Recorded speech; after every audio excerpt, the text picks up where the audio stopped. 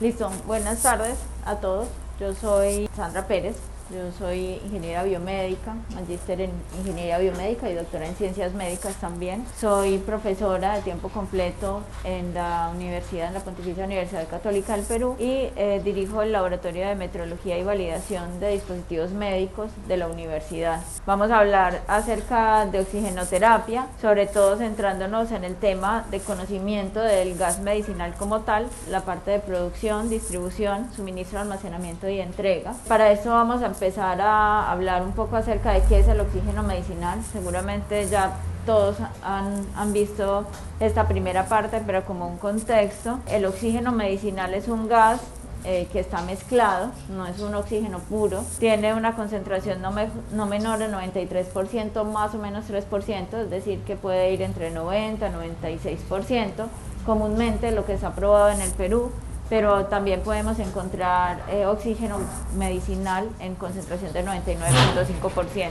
La composición de este gas también debe tener menos de 0.03% de CO2 y el restante es nitrógeno y argón, ya que, como ustedes saben, en el aire atmosférico tenemos un 21% de oxígeno y el 78% es nitrógeno, el resto son otros gases nobles. El proceso básicamente de concentración o de producción de oxígeno medicinal se orienta a extraer el nitrógeno de este gas. Entonces, de todas maneras nos quedan algunas trazas de nitrógeno y argón, pero son menores al 7% restante o en este rango, ¿cierto? Está destinado a la administración de pacientes, por eso se llama oxígeno medicinal, a diferencia del oxígeno industrial, que no es apto para el uso con pacientes. De pronto, igual como estamos recogiendo también aprendizajes de la pandemia en estas charlas, hay mucha gente decía como que bueno, si hay empresas que tienen oxígeno para su producción, ¿por qué no lo pasan a los hospitales? No se puede, tiene que ser oxígeno medicinal que tenga esta pureza. Puede presentarse como líquido criogénico o gas comprimido y vamos a ver cuáles son las diferencias que tiene y cómo se distribuye. Debe tener también una autorización sanitaria de IGEMID y eso lo diferencia también del oxígeno industrial. Existe una regulación a nivel nacional e internacional que cubre el oxígeno medicinal. Está la ley 31113 en Perú que regula, autoriza, asegura y garantiza el uso de oxígeno medicinal en los establecimientos de salud públicos y privados a nivel nacional, y salió justamente este año, en 2021, como respuesta a todas las necesidades que se fueron presentando en la época más fuerte de la pandemia y que nos tomó en un país donde la regulación decía que el oxígeno tenía que estar en 99.5% de pureza para poderse utilizar, a diferencia de casi todos los países del mundo que lo trabajan en 93%, más o menos 3%, y esa fue una barrera inicial que hubo para el suministro de oxígeno al principio de la pandemia. Por esa razón en Perú tampoco se utilizaban ampliamente los concentradores de oxígeno, y a partir de que tuvieron que cambiar toda la regulación en el año pasado y a permitir oxígeno de 93%, más o menos 3%, pues ahora durante todo este tiempo de emergencia se ha podido utilizar otras fuentes de oxígeno incluyendo el concentrador de oxígeno. Como ustedes ya sabrán, el oxígeno tiene diferentes usos clínicos, no es solamente para atender la emergencia. Esto se ha empezado a utilizar alrededor de los años 70 y se utiliza en diferentes servicios, no solo terapia respiratoria, pero también terapia respiratoria, reanimación en las unidades de cuidados intensivos, efectivamente en anestesia, en la creación de atmósferas artificiales, en tratamientos de quemaduras también se utiliza oxígeno, terapias hiperbáricas, por ejemplo, como lo vemos acá, o tratamiento de hipoxias, se utiliza el oxígeno. Entonces, si ya había una demanda de oxígeno, y vamos a ver un poco el cálculo de esto en un hospital con la pandemia, pues se aumentó bastante esta demanda y se dieron situaciones como las que vemos aquí en algunos recortes de periódico rápidos para dar más contexto, que todos vivimos, pero para que no se nos olvide la época tan difícil que pasamos y todo lo que debemos prevenir y cómo debemos estar actualizados en estos temas y seguirlos trabajando para que luego no nos vuelva a suceder algo así. Salían titulares como que Perú se asfixia por falta de oxígeno en la fase crítica de la pandemia, y no era una exageración. Sobre todo los que han tenido que estar directamente en la atención clínica vieron cómo este fue un recurso que efectivamente faltó mucho. En esa época nosotros estábamos trabajando en la implementación de los ventiladores MASI en los hospitales, y una de las razones por las cuales le dieron la oportunidad a una tecnología peruana fue porque él consume mucho menos oxígeno que un ventilador comercial, entonces rendía mucho más el oxígeno empleando ventilación con MASI que con un ventilador comercial, y se fue, digamos, dando la oportunidad, sobre todo en esta época de tanta escasez. Dice coronavirus en Perú, la escasez de oxígeno por el COVID que puso en alerta al gobierno, y pues vemos como la gente se peleaba de hecho por los balones de oxígeno, dormían sobre ellos para esperar haciendo las colas para poder recargarlos, los llevaban incluso en mototaxis para poder lograr todos los días en todos los grupos de WhatsApp que ustedes estuvieran, preguntaban dónde están llenando cilindros, quién tiene cilindros, dónde los compran, no sé qué. Eso fue muy difícil, y sobre todo al principio que no teníamos concentradores de oxígeno para la atención domiciliaria también. Entonces con esto vemos que el oxígeno es vital, literalmente, para el oxígeno medicinal, para el funcionamiento del sistema de salud, no solamente hospitalario, intrahospitalario, sino también domiciliario. Igual en este momento todavía no somos ajenos a la situación, si bien ya los picos han bajado. Hay otros países donde estas noticias son de finales de septiembre, donde ya empezaba a haber escasez de oxígeno otra vez, por ejemplo en Estados Unidos, Nicaragua, en México hicieron un reporte que esto pasó en todos los países, pero aquí lo sacaron. En muchos lugares la producción de oxígeno medicinal es un monopolio, y muchas de estas empresas ganaron mucho dinero por encima del bienestar de los pacientes. Entonces este contexto, porque también no somos ajenos a todo lo que sucede alrededor del oxígeno medicinal, pero ya vamos entrando un poco más en materia en la parte de producción. Existen dos métodos principales de producción de oxígeno medicinal: la separación criogénica o licuefacción, que llaman también, y PSA, que es la absorción por cambio de presión, que se conoce normalmente por sus siglas en inglés.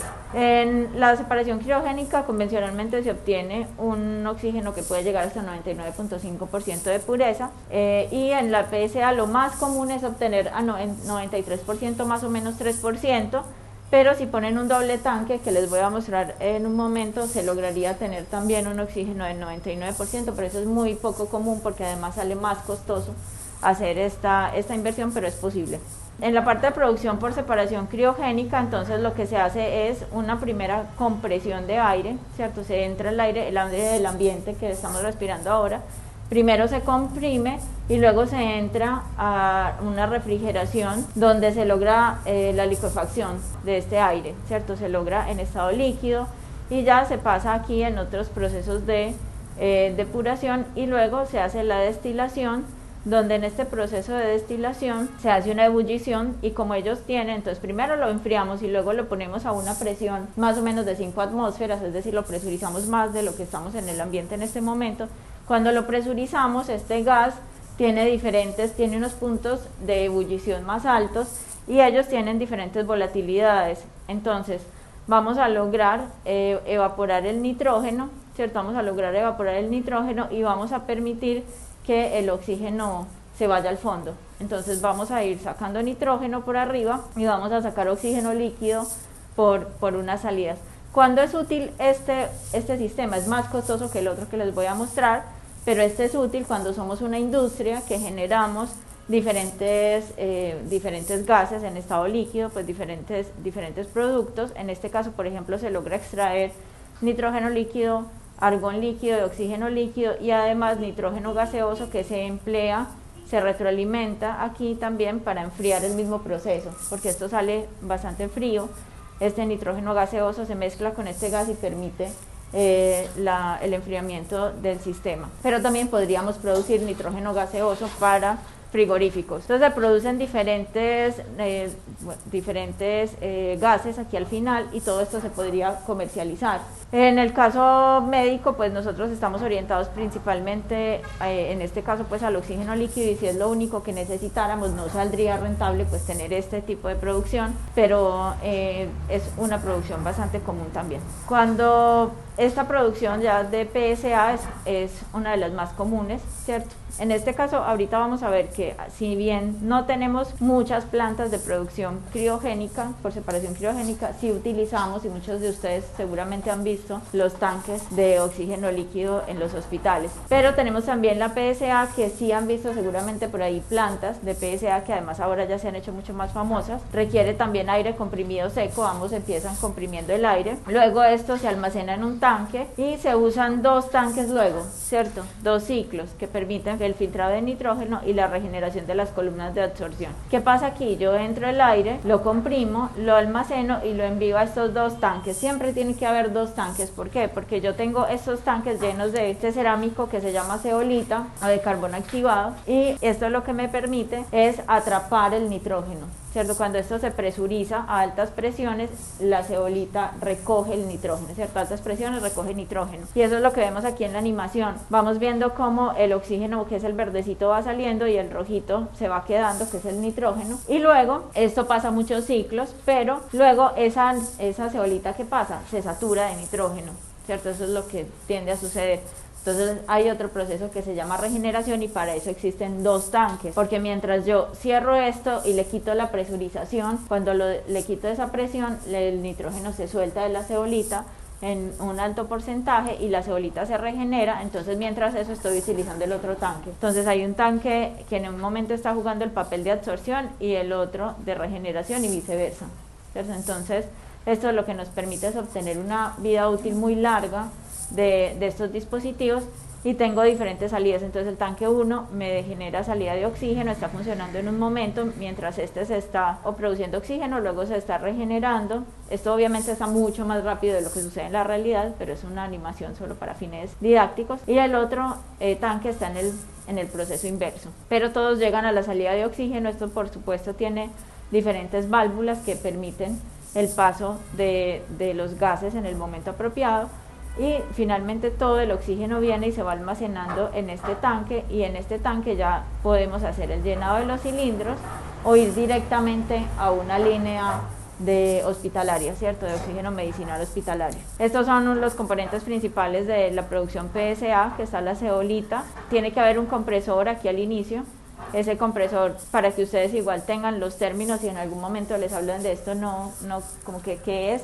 Existe el pistón y diferentes compresores, uno de pistón y uno de tornillo. Ambos son funcionales para esto y depende mucho de la capacidad que se espere de la planta. Y por supuesto filtros, que hay algunos filtros que son de aceite, hay otros que van a ser de 10 micras, de 1 micra, dependiendo el punto en el cual estén ubicados. Entonces ya hicimos todo el proceso de producción, que se puede dar por estas dos fuentes principales, de separación criogénica o de PSA.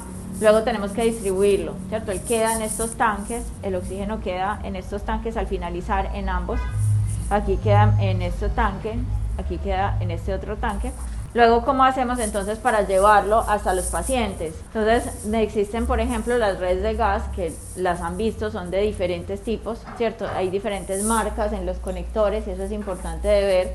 No todos los flujómetros van a poder entrar en todos, entonces es importante fijarse que sean compatibles, y eso me ha tocado ver en este tiempo de emergencia, que de pronto llegaban donaciones de algunos dispositivos médicos sin haber hecho una buena revisión de las necesidades, y eran dispositivos que llegaban y no podían, sobre todo en las provincias, no entraban en los puntos de oxígeno porque no eran de la misma marca, ¿cierto?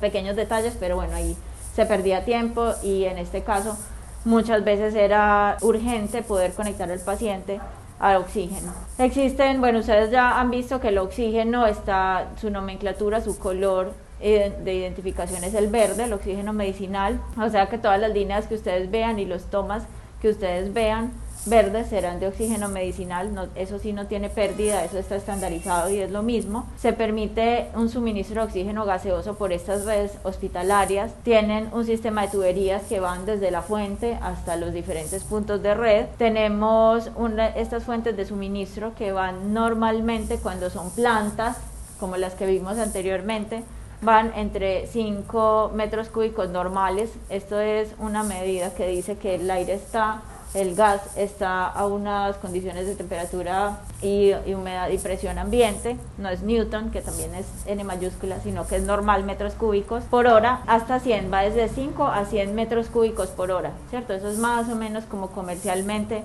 el caudal de las plantas de oxígeno. Tenemos las tomas murales, que son estas, las que ustedes ya ven como usuarios del sistema. Incluye las válvulas y reguladores de presión de los puntos de uso, que son estos, que sirven para cerrar o abrir de pronto el paso entrando a un área nueva si es necesario bloquearlo porque sucedió algún inconveniente, o si estaba cerrado y se necesita abrir para entrar a un área nueva. Aquí está también estas válvulas que ustedes han visto, pueden ser analógicas o digitales, igualmente que las alarmas, pueden ser cajas de alarmas que son analógicas o digitales. Y vas a encontrar manómetros de aguja que son analógicos, o van a encontrar estos tableros de información y alarmas que también pueden ser digitales dependiendo de la tecnología que se maneje. Se tienen también manifold en estas redes, que son estos sistemas de tuberías que permiten el llenado de tanques a la vez, de varios tanques a la vez, o que también permite que todos estos tanques puedan ser una fuente alterna de suministro cuando falla, por ejemplo, la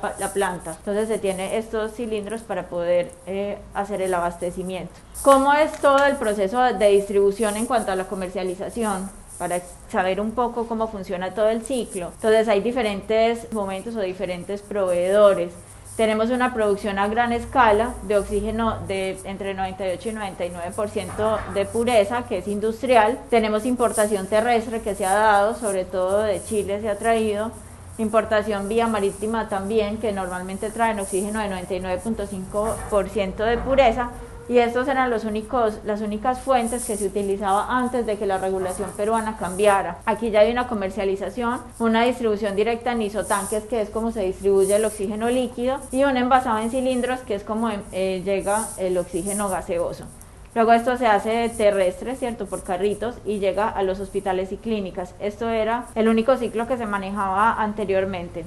Ahora es posible tener una producción a pequeña escala y envasado, porque se permite plantas de 93%, y obviamente en esto también hay a pequeña escala de 99.5%, y se hace la distribución. Esto es cuando estamos haciendo la distribución por medio de comercializadores, pero también estas mismas plantas pueden estar ubicadas dentro de los hospitales y clínicas. Aquí quiero ponerles un ejemplo de esto que seguramente es mucho más familiar para ustedes. Vamos a asumir un hospital con una planta de oxígeno medicinal con un caudal de 60 metros cúbicos por hora en temperatura y presión normal, que consume 24/7 continuamente, que es lo que normalmente sucede. Aquí estamos pues haciendo algunas aproximaciones porque, bueno, no exactamente todo el tiempo está, pero para fines didácticos van a ver, vamos a asumir esto. Y esto lo vamos a tomar antes de la emergencia sanitaria. ¿Cómo eran las condiciones de un hospital que estamos aquí modelando antes de que tuviéramos la emergencia sanitaria? Entonces teníamos un hospital que tenía, por ejemplo, 20 puntos de red de oxígeno medicinal en UCI, que eso es normal, que funcionaban, digamos, en promedio a unos 15 litros por minuto de flujo, unos 15 puntos en cirugía con más o menos unos 20 litros por minuto, porque las máquinas de anestesia sí necesitan un mayor consumo de oxígeno. En hospitalización, digamos que teníamos 60 puntos que estaban aproximadamente a 5 litros, algunos pacientes a 3, otros a 7, en fin, pero en promedio 5. Y en urgencia teníamos 20 puntos con también 5 litros por minuto. Eso se traduce a que tenemos un flujo por área por minuto de 1000 litros por minuto en total, ¿cierto? En total del hospital que estamos modelando. Y esto nos daría un consumo apropiado de unos 60. Como realmente no funciona todo el tiempo, no está toda la capacidad, entonces digamos que estaríamos bien con esa planta de 60 metros cúbicos por hora, que si ven está como en la mitad más o menos de lo que es comercial, ¿cierto? Entre 5 y 100, entonces estaríamos bien. ¿Qué sucedió cuando empezamos a tener un alto flujo de pacientes en la época de la emergencia sanitaria? Entonces aquí vamos a asumir el mismo hospital, pero durante la segunda ola de la emergencia sanitaria. ¿Qué pasó? Pues hubo diferentes situaciones. Hubo una expansión de las UCIs,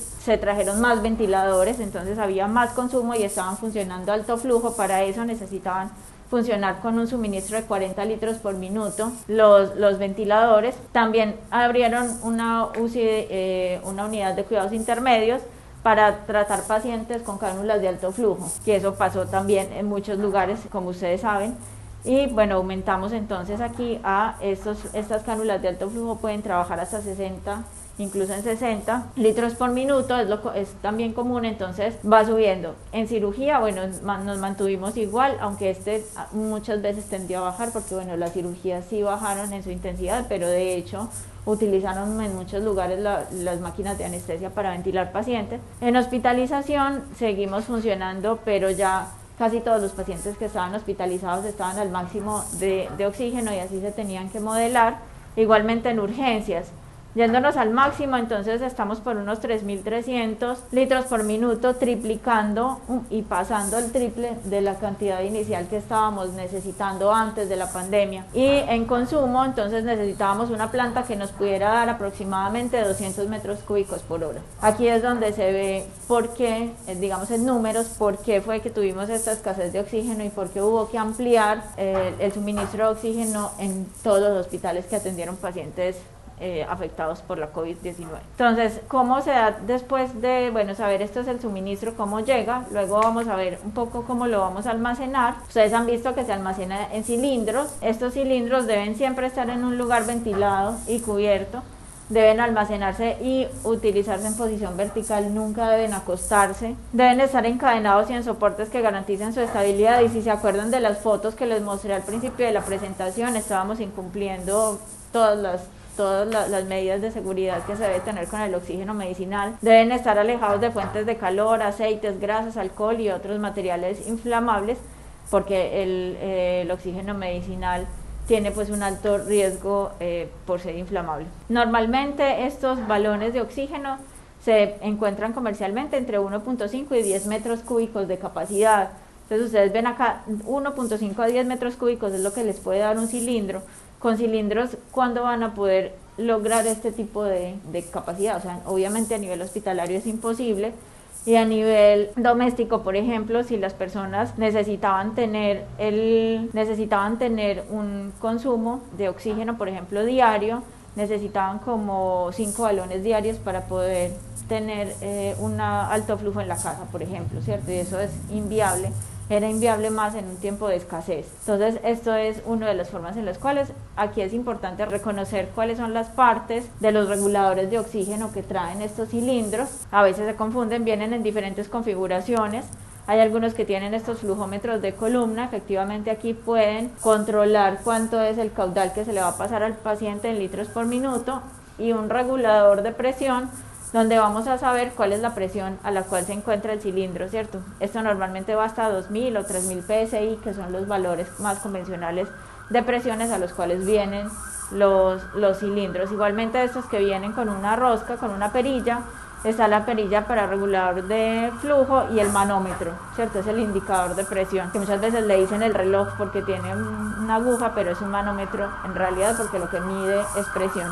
Y en ese pueden saber qué tan lleno o vacío se encuentra el balón, porque a medida que baja la presión es porque está más vacío.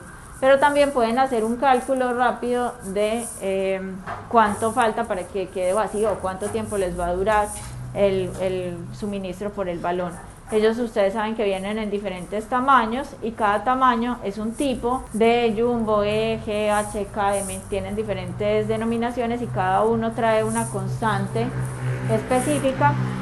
Y con esto hacemos una fórmula simple donde miramos en el manómetro la presión actual, luego menos la presión de reserva. Normalmente se utiliza unos 200 PSI de reserva para que no esperar a calcular a que quede completamente vacío, sino a que tengamos un gap de tiempo para poder cambiarlo, en fin.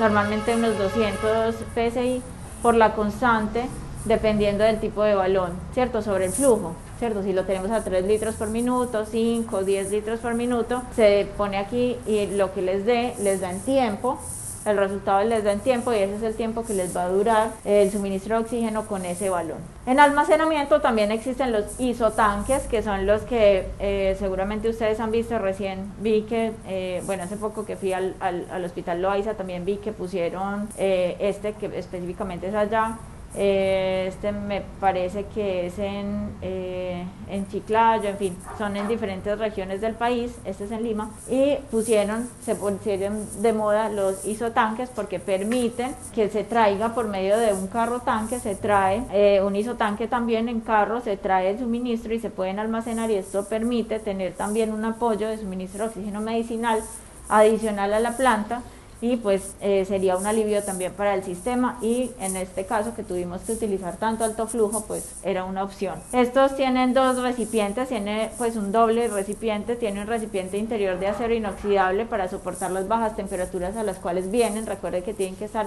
a baja temperatura para que esté en estado líquido, y uno exterior de acero al carbono, aislados entre sí por una combinación de alto vacío y material aislante, ¿cierto? Esto tiene dos cámaras. Tienen un sistema que vaporiza el líquido para aumentar la presión cuando se baja, a medida que se descarga el tanque criogénico, porque siempre se tiene que controlar y mantener esa presión. En caso de que haya una sobrepresión, entra gas a la línea de consumo, con lo que la presión baja rápidamente, ¿cierto? Están diseñados para que el tanque criogénico trabaje a una presión constante, se va equilibrando, y su presión máxima normalmente es de 235 psi. La capacidad varía dependiendo de las necesidades, y algunos comerciales, como para tener una idea, van entre 3.000 metros cúbicos y 50.000 metros cúbicos de capacidad. Eso es en cuanto a almacenamiento, pero también existen otras formas, ya en este caso es más enfoque domiciliario, para reemplazar los cilindros de oxígeno o para apoyar los cilindros de oxígeno en las casas. Esto es un mini PSA, ¿cierto? Tiene el mismo funcionamiento. Esto es un equipo biomédico que tiene que estar conectado a una fuente eléctrica. Si bien ellos normalmente traen rueditas son móviles, no son portátiles, porque tienen que estar conectados siempre a una fuente, no funcionan con batería. Los de más alto flujo, solamente hay unos pequeños de 1.5 litros por minuto que funcionan con batería, pero de resto no, porque no están hechos de esta manera, no pueden funcionar así, necesitan los compresores mucha potencia y la batería no da suficiente.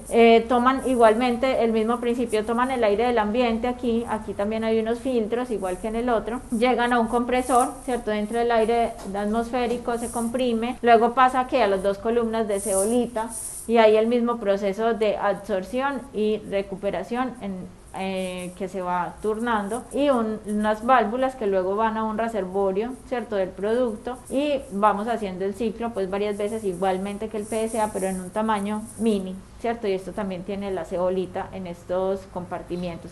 Aquí ya se va depositando el producto a una presión que se está controlando, y aquí ya sale y se regula por medio del flujómetro, que es lo que nosotros como usuarios finalmente regulamos. Estos dispositivos tienen alarmas para mostrar cuando se corta la corriente o cuando hay un sobrecalentamiento o algún tipo de falla interna. Tienen un switch de prendido y apagado, una salida de oxígeno y pues el regulador, y normalmente una bocina. Tienen el flujómetro y una bocina porque tienen alarmas audibles. Entonces comercialmente encontramos unos concentradores de oxígeno entre 3 y 10 litros por minuto, es lo más convencional. Normalmente encontramos entre 5, 8 y 10 litros por minuto. Se pueden encontrar de 20 litros por minuto, pero ya son bastante más grandes y consumen mucha más potencia, y están orientados más para el trabajo hospitalario. Ya para terminar, nosotros como línea de dispositivos médicos de la Pontificia Universidad Católica también hemos trabajado durante todo este tiempo de pandemia.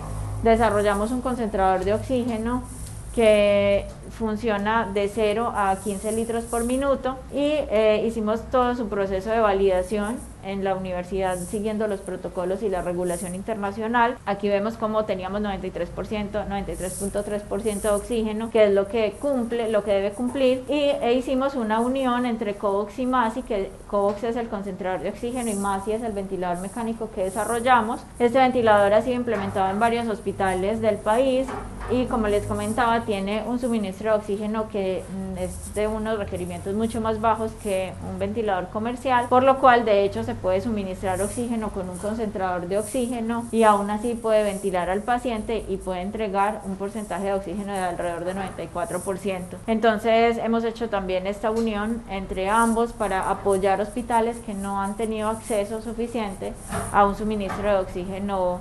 que pueda cumplir las necesidades. Este es el concentrador de oxígeno que va de 0 a 15, que se llama COVOX, Aquí en la pantalla del ventilador, aquí en este momento estábamos en 90% de oxígeno y se conecta también en este caso este hace las veces de paciente, que es un analizador de flujo de gases, y y ahí podemos medir cuánto es el valor. Bueno, no nos acercamos, pero estaba alrededor del 93.3%, que era el pantallazo anterior que les había mostrado. Y bueno, finalmente todos estos instrumentos, plantas, cilindros, concentradores de oxígeno, isotanques necesitan mantenimiento, ¿cierto? Esto es obligatorio y también se rige por la ley 31113. No solamente por la ley, sino por seguridad es importante hacer mantenimiento. Los establecimientos de salud deben garantizar el cumplimiento de un programa de mantenimiento y de calibración, es decir, la medición de las características de funcionamiento de todos los dispositivos y plantas y de las redes, tanto en el equipo generador, las líneas de distribución, almacenamiento de oxígeno medicinal, así como control de calidad y cambio de consumibles. Finalmente, agradecerles por su atención y por la invitación a participar de este programa. Muchas gracias.